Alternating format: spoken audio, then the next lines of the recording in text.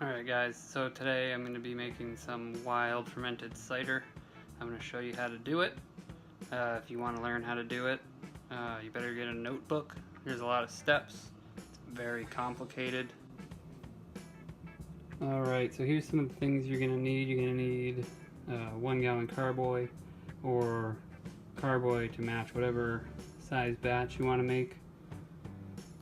Some star sand, keep mine in a spray bottle, airlock, and some apple cider.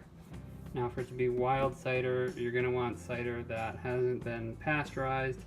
You're usually going to get this at a farm, and it's going to have a label something like this. This product has not been pasteurized, it's dangerous, and blah blah blah blah. If you're old, don't drink it, you know, that kind of thing. So step 1, you're going to want to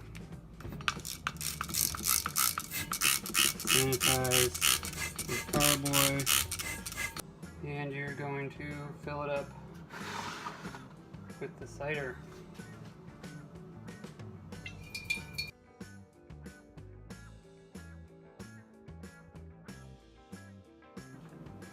And that's about it. All you're going to want to do now is attach your airlock, and it's all good to go. So it looks kind of like this when it's all said and done. And as this comes up to room temperature, I had it in the fridge. The wild yeast in here will start to do its thing, start to ferment the sugar, and we'll be off to the races. So it was actually a lot easier, than I said it was. Probably the easiest thing to brew. So I'll keep you guys updated on this on the blog. And until next time, don't forget to like, subscribe, leave a comment, and I'll see you later.